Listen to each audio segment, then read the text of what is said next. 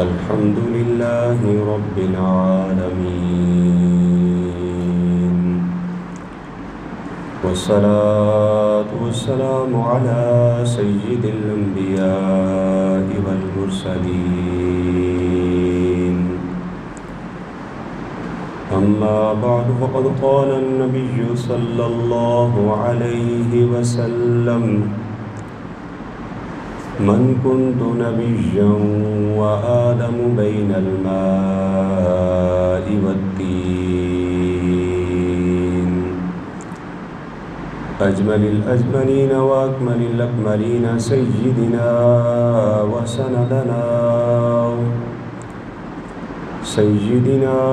وسندنا ومولانا وحبيبنا ومأوانا وملجانا وهادينا ومرشدنا وغوثنا وغياثنا ومغيثنا ومعيننا وكتبنا وفريدنا ونزامنا وسراجنا وولاءنا وأشرفنا ونور عيننا محمد وعلى آله وأصحابه أجمعين. أما بعد، فقد قال الله تبارك وتعالى في كلامه المجيد والفرقان الحميد: ولو أنهم إذ ظلموا أنفسهم جاءوك فاستغفروا الله واستغفر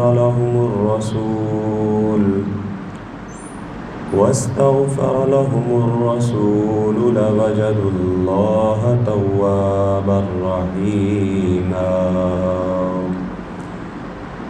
صدق الله مولانا العلي العظيم، وبلغنا رسوله النبي الكريم الأمين، ونحن على ذلك لمن الشاهدين والشاكرين، والحمد لله رب العالمين.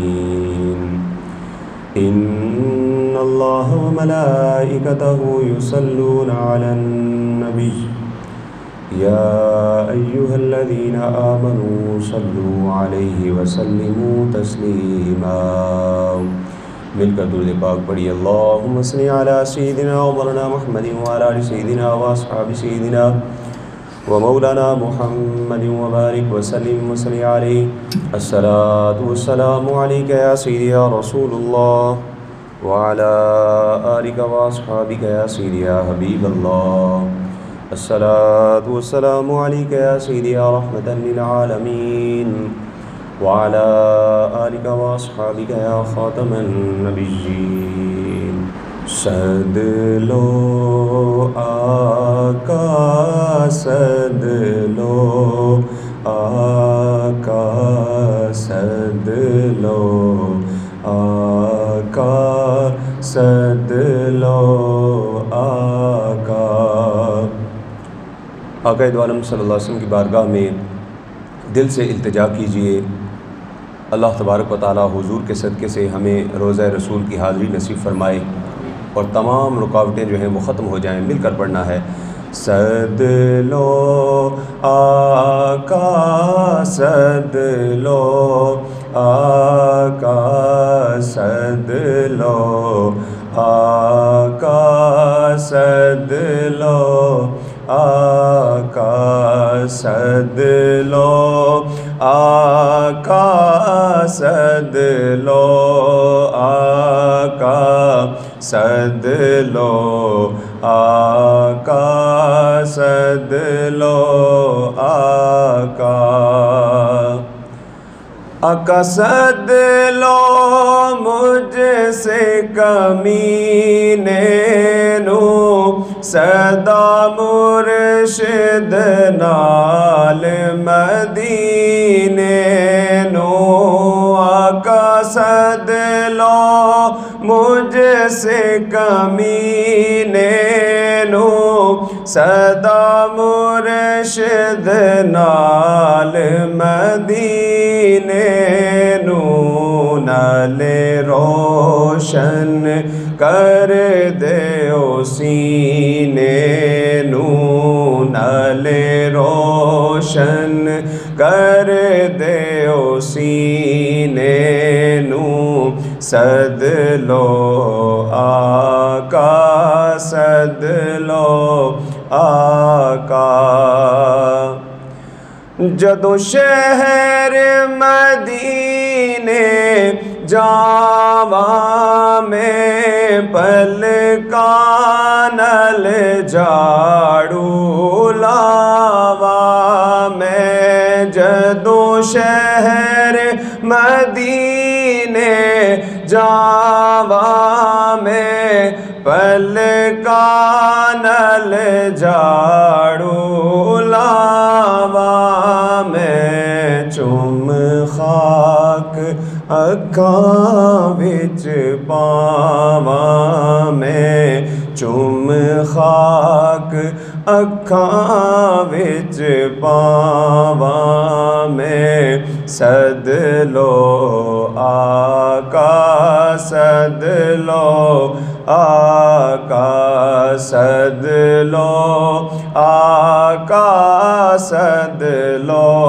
आका सद लो आका सद लो आका।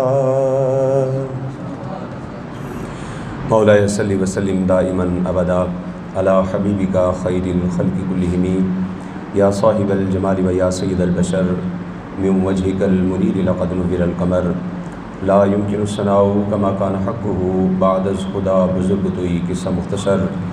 बंदाए परवरदिगारम उम्मते अहमद नबी दोस्त दारे चार यारम ताबा औलादे अली मज़हबे हनफिया दारम मिल्लते हज़रत खलील खाक पाए गौसे आज़म ज़ेर साया हर वली। बादस हम्द सना व दुरूद सलाम नबी मुकर्रम शफ़ी मुअज़्ज़म अहमद मुज्तबा जनाब मुहम्मद मुस्तफ़ा सल्लल्लाहु अलैहि वसल्लम। मौज़ूद मुहतशम सामीने ज़िवक़ार, क़ुरआन मजीद फ़ुरक़ान हमीद से दुआए मुक़द्दसा मुतहरा मुनव्वरा तिलावत करने का शर्फ़ हासिल हुआ है। अल्लाह तबारक व तआला की बारगाह में दुआ गो हूँ खालिक़ कायनात मुझे हक़ बयान करने की, हम सबको हक़ को सुनकर उसे कबूल करने की, उस पर अमल करने की और उस पर कायम रहने की तौफ़ीक़ अता फ़रमाए। हज़रात वक़ार, ये मुबारक और मुतहर महीना हरमैन तय्यबैन की हाज़री का महीना है और इस माह के अंदर खुश नसीब हज़रात आक़ा दो आलम सल्लल्लाहु अलैहि वसल्लम की बारगाह में हाज़री का शर्फ़ हासिल करते हैं। और आक़ा दो आलम सल्लल्लाहु अलैहि वसल्लम की हदीस मुबारक के मुताबिक मन ज़ार क़ब्री वजबत लहू शफ़ाअती, मेरे आका ने फरमाया जिसने मेरे रोज़े की ज़ियारत की उस पर मेरी शफ़ाअत लाजिम हो गई। इस हदीस मुबारक के तहत वो अपनी बख्शिश हासिल करने के लिए हुज़ूर की बारगाह में हाज़िर होते हैं। और रब कायनात ने कुरान मजीद फ़ुरक़ान हमीद के अंदर भी इरशाद फरमाया वलौ अन्नहुम इज़ ज़लमू अनफुसहुम जाऊका फस्तग़फ़िरुल्लाह वस्तग़फ़र लहुमुर रसूल लवजदुल्लाह तव्वाबर रहीमा, कि जब ये लोग अपनी जानों के ऊपर जुल्म कर बैठें तो मेरे रसूल की बारगाह में हाज़िर होकर अल्लाह तबारक व तआला की बारगाह में तौबा इस्तग़फ़ार करें और फिर मेरा रसूल अल्लाह तबारक व तआला की बारगाह में उनकी सिफारिश करे तो वो यकीनन अल्लाह तबारक व तआला को बख्शने वाला मेहरबान पाएंगे। यानी हुज़ूर के वसीले से इंसान की बख्शिश और मग़फ़िरत होती है। और आक़ा दो आलम सल्लल्लाहु अलैहि वसल्लम का रोज़ा वो रोज़ा है कि जहाँ आज भी ज़ाइरीन हज इस नीयत के साथ हाज़िर होते हैं कि हुज़ूर के सदक़े व वसीले से हमारा हज अल्लाह तबारक व तआला की बारगाह में दर्जा क़बूलियत पा जाएगा। मेरे इमाम बोले हाजियो आओ शहनशाह का रोज़ा देखो, काबा तो देख चुके अब काबे का काबा देखो। तो आक़ा दो आलम सल्लल्लाहु अलैहि वसल्लम की बारगाह में हाज़िरी बाअदब होनी चाहिए। और कितना अदब होना चाहिए, क़ाज़ी अय्याज़ मालिकी रहमतुल्लाह ताला अलैह ने किताब शिफ़ा के अंदर ये वाक़या नक़ल फ़रमाया है कि हज़रत इमाम मालिक रहमतुल्लाह ताला अलैह اور ابو جعفر منصور یہ وقت کا حکمران ایک بادشاہ گزرا ہے۔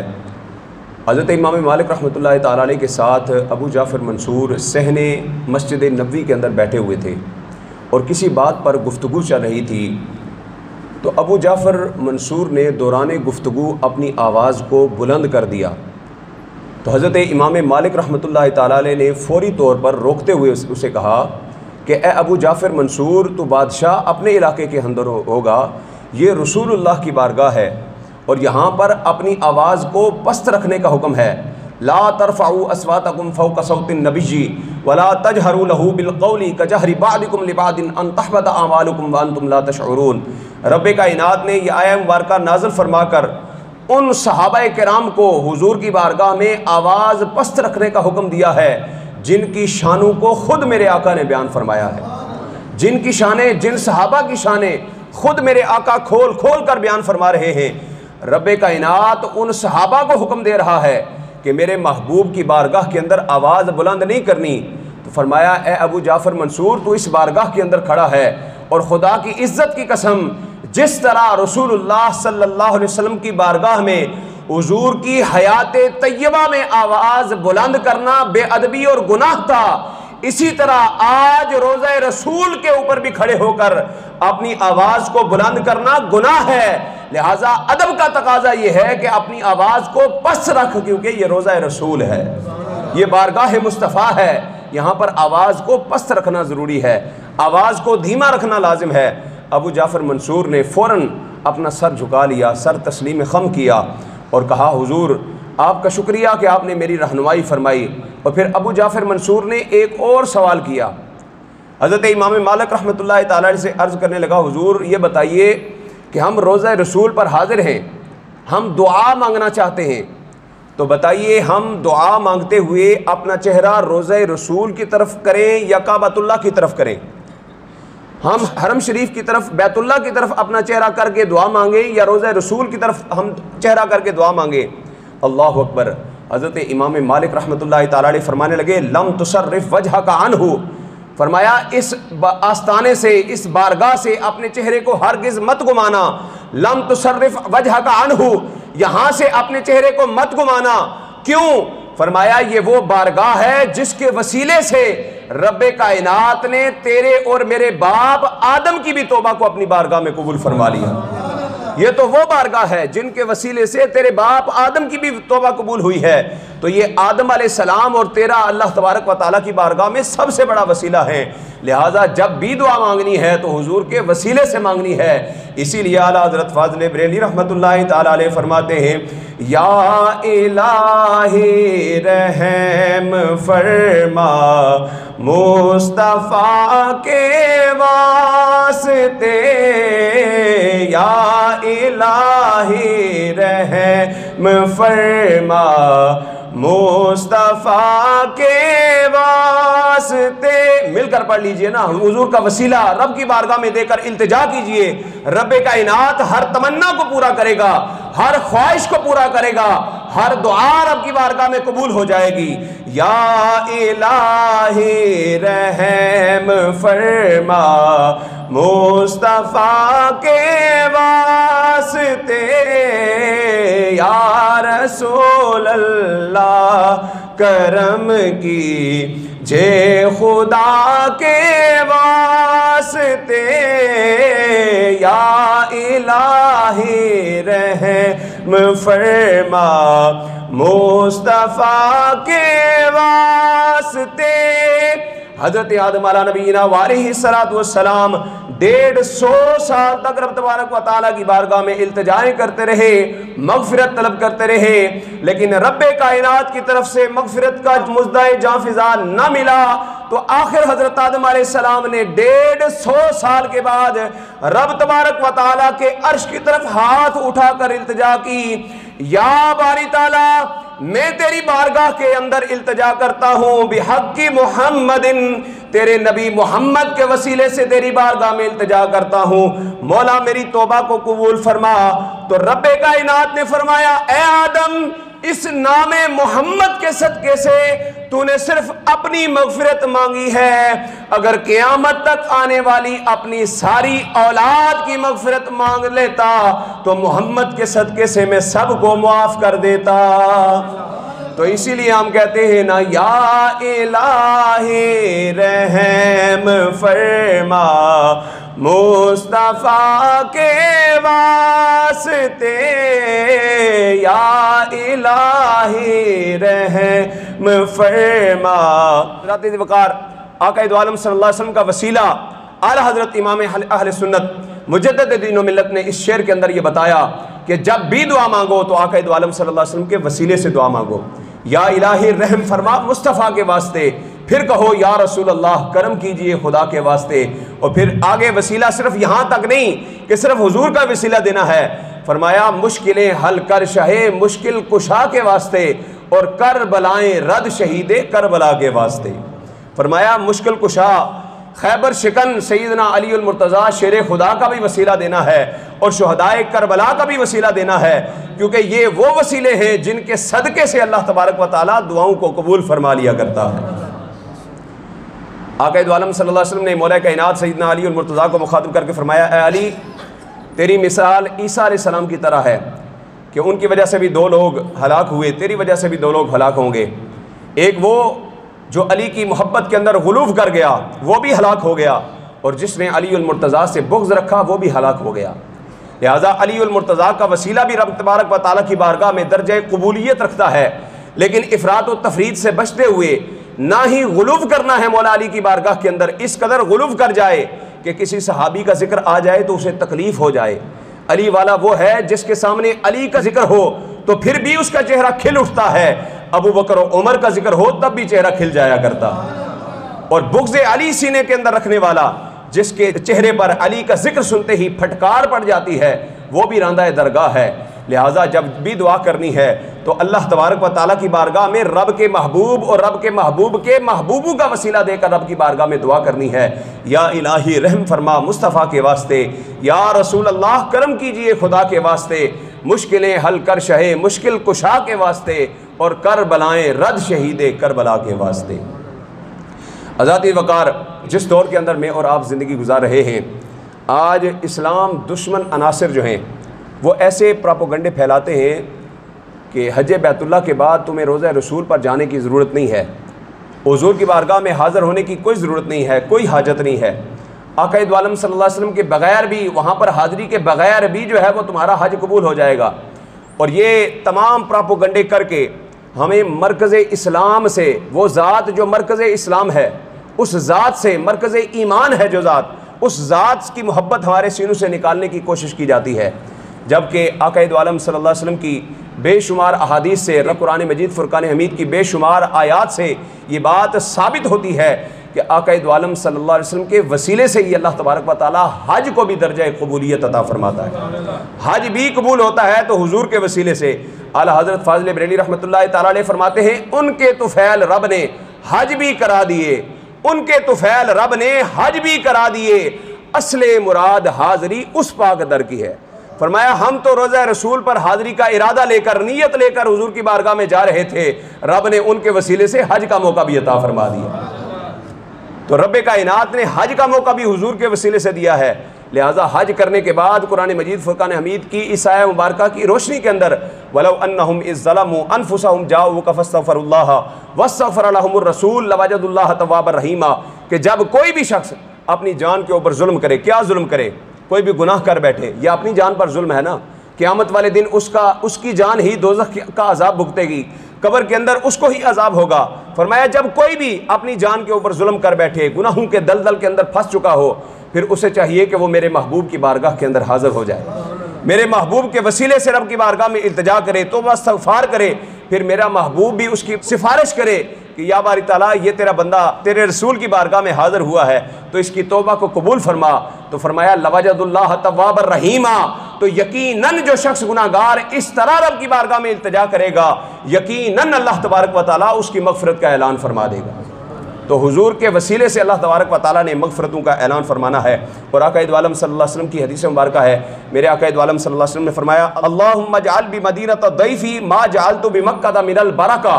آقا عالم صلی اللہ علیہ وسلم کی یہ صحیح حدیث مبارکہ ہے، میرے آقا عالم صلی اللہ علیہ وسلم نے رب کی بارگاہ میں ہاتھ اٹھا کر التجا کی کہ یا باری تعالیٰ جتنی برکتیں تو نے مکہ کے اندر رکھی ہیں اس سے 2 گنا برکتیں میرے مدینے کے اندر عطا فرما، جتنی برکتیں تو نے مکہ کو عطا فرمائی ہیں اس سے 2 گنا برکتیں میرے مدینے کو عطا فرما۔ تو اس حدیث مبارکہ کے اس سے ثابت ہوا کہ اللہ تبارک و تعالیٰ نے جتنی برکات مکہ مکرمہ کے اندر رکھی ہیں اس سے 2 گنا برکتیں حضور کی دعا کے صدقے سے مدینہ طیبہ میں رکھی ہیں۔ علماء فرماتے ہیں اس دعا سے یہ بھی ثابت ہوا کہ اگر مکہ مکرمہ کے اندر ایک نماز کی ادائیگی پر 1,00,000 نمازوں کا ثواب ملتا ہے تو مدینہ طیبہ کے اندر ایک نماز کی ادائیگی پر 2,00,000 نمازوں کا ثواب عطا ہو جاتا ہے، 2,00,000 نمازوں کا ثواب مل جاتا ہے۔ لیکن شرط یہ ہے کہ آقا عالم صلی اللہ علیہ وسلم کی محبت سینے کے اندر ہو۔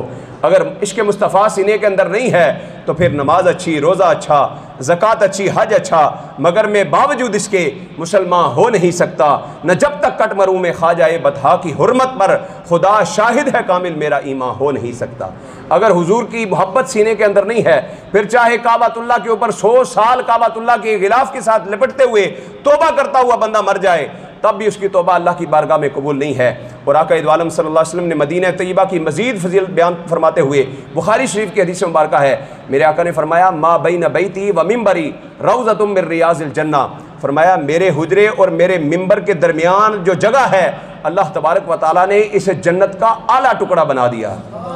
میرے حجرے اور میرے ممبر کے درمیان جو جگہ ہے یہ ساری جگہ جنت کا ٹکڑا ہے۔ وہ ممبری اعلیٰ حوضی، فرمایا اور میرا جو ممبر ہے یہ حوض کوثر پر لگا ہوا ہے، یہ جو میرا ممبر ہے حضور نے فرمایا حوض کوثر پر لگا ہوا ہے۔ معلوم ہوا مدینہ طیبہ کے اندر ایک وہ حصہ بھی ہے جسے آقا عالم صلی اللہ علیہ وسلم نے جنت کا ٹکڑا قرار دیا ہے، جو جنت کا حصہ ہے۔ تو وہاں پر کھڑے ہو کر جو بھی رب کی بارگاہ میں التجا کرے گا اللہ تبارک و تعالیٰ اس کی ہر دعا کو اپنی بارگاہ میں قبول فرما لے گا۔ حضرات وقار آقا عالم صلی اللہ علیہ وسلم کی بارگاہ میں حاضری اور مدینہ طیبہ کے فضائل کے اندر بے شمار احادیث مبارکہ، قرآن مجید کی بے شمار آیات ہیں۔ وقت مختصر ہے ورنہ میں بڑی تفصیل کے ساتھ اس موضوع پر کلام کرتا، لیکن یاد رکھیے یہ قرآن و حدیث کی بے شمار نص قطعیہ سے ثابت ہے کہ آقا عالم صلی اللہ علیہ وسلم کے وسیلے کے بغیر کسی بھی شخص کی مغفرت نہیں ہو سکتی۔ لہٰذا پھر بھی اگر کوئی شخص یہ کہے کہ روضہ رسول پر حاضر ہونا شرک ہے، روضہ رسول کی طرف منہ کر کے دعا مانگنا شرک ہے، حضور کے وسیلے سے دعا مانگنا شرک ہے، تو اس کا مطلب ہے کہ یہ اس کے اندر کی خباثت بول رہی ہے، یہ حق نہیں بیان کر رہا، یہ اس کے اندر کی خباثت ہے، صرف اور صرف اس کے اندر کی خباثت ہے۔ اور کرونا وائرس کے باعث جو لوگ روضہ رسول پر حاضر نہیں ہو سکے وہ بھی اس آیہ مبارکہ وَلَوْ أَنَّهُمْ إِذْ ظَلَمُوا کے تحت وہ اس زمرے کے اندر آتے ہیں کہ وہ جہاں پر بھی بیٹھے ہیں وہ حضور کا وسیلہ دے کر رب کی بارگاہ میں التجا کریں، اللہ تبارک و تعالیٰ حضور کے وسیلے سے ان کی ہر التجا کو اپنی بارگاہ میں درجہ قبولیت عطا فرمائے گا۔ اللہ تبارک و تعالیٰ کی بارگاہ میں دعا کریں کہ خالق کائنات یہ جتنی بھی رکاوٹیں ہیں آقا عالم صلی اللہ علیہ وسلم کی بارگاہ میں حاضری کے حوالے سے اللہ تبارک و تعالیٰ ان کو دور فرمائے، اور اللہ تبارک و تعالیٰ ہمیں زندگی میں بار بار خانہ کعبہ کا طواف نصیب فرمائے، اور آقا عالم صلی اللہ علیہ وسلم کے پیارے پیارے گنبد حضرہ کی حاضری نصیب فرمائے، اور حضور کے روضہ اقدس کے سامنے کھڑے ہو کر درود و سلام پیش کرنے کی توفیق عطا فرمائے۔ اللہ تبارک و تعالیٰ کی بارگاہ میں دعا ہے خالق کائنات ہمیں عمل کرنے کی توفیق عطا فرمائے۔ وآخر دعوانا ان الحمد للہ رب العالمین۔